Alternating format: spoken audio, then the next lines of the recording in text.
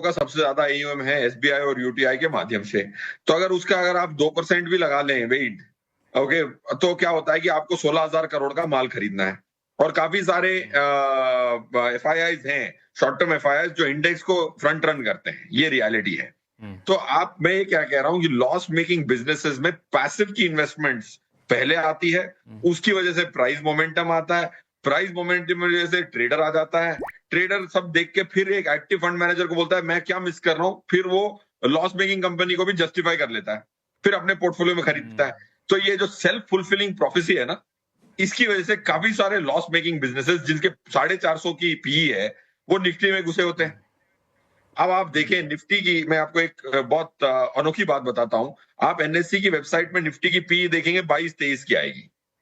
आप 50 कंपनियों को एक एक्सेल शीट में डालें, उनकी PE लें और उसकी वेटेज डालें और उसको वेटेड एवरेज करें, 35 की आएगी।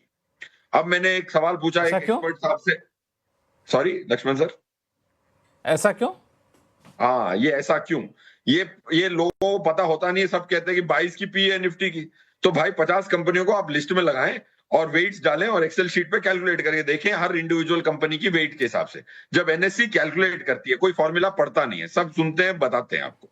आप देखें उसका एक फॉर्मूला है, फ्री फ्लोट की वेट से मल्टीप्लाई करता है NSE निफ्टी की PE कैलकुलेट करते हुए, इसीलिए उसकी 22-23 की आती है।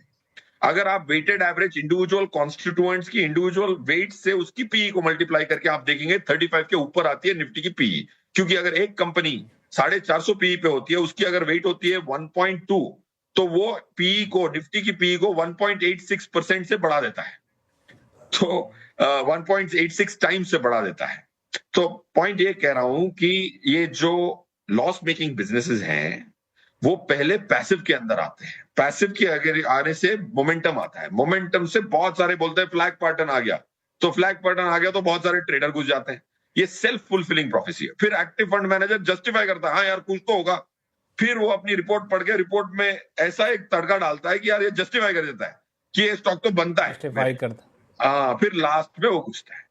Right? This is the actual reason why several businesses have got derailed. ऐसे में इन्वेस्टर क्या करे? अभय अग्रवाल साहब, आंसर आई थिंक फिरोज ने दे दिया ऑलरेडी। उसमें उनके जो जवाब है वो बड़ा क्लियर है।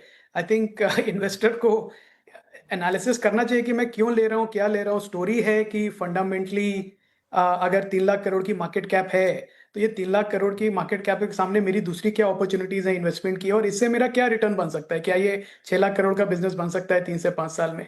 सो आई थिंक एक सिंपल एनालिसिस करें तो पता चल जाएगा। बिकॉज जस्ट बाय फ्लोज की वजह से कोई मार्केट, और फिर उसके बाद एकदम ठीक है, कई बिजनेसेस हैं जो जस्ट फ्लोज की वजह से, पैसिव फ्लोज की वजह से वैल्यूएशंस एस्केलेट हो जाती हैं और फिर एक नया नैरेटिव बनता है।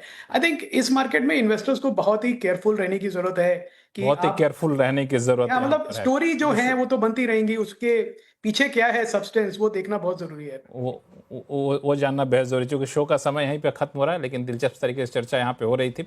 आप सही मेहमानों का बहुत बहुत धन्यवाद हमारे शो में जुड़ने के लिए। आवाज